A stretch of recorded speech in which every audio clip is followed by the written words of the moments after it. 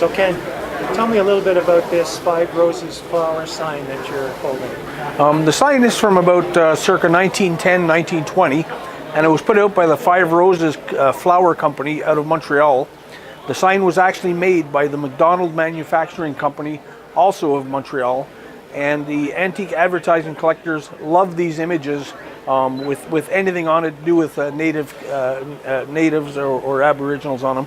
And this one's particularly colorful, and it's got the product advertised on it, and the wonderful Indian chief with the headdress.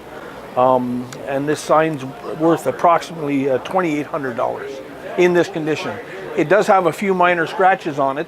If you took those off of there, this is actually a $5,000 sign. This would be for an upscale collector. This wouldn't be a beginner's collector.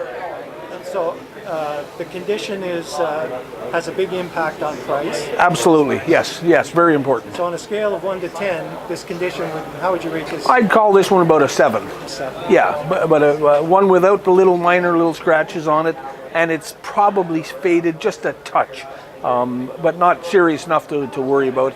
And there's no rust on the sign, so it's actually a very good example of this sign. So would you find this back in the day? Would this have been on the wall at a general store? That's right. It would have been in the wall of a general store, any of those little places where they would have sold bulk flour at the time.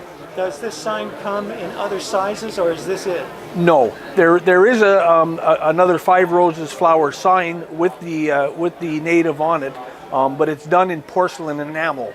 And it's like 3 feet high by 2 feet wide, and it would have the colors on it that this sign does. So this is not enamel, this is paint right on the metal. Yeah, this is a lithographed tin sign as opposed to a porcelain enamel sign. Now in terms of value, is porcelain more valuable than paint on tin? Normally yes, but in this case they're probably equal because they're just of equal interest and color and all that other stuff. So did you, where did you find this sign? This one here we bought out of a collection in Toronto.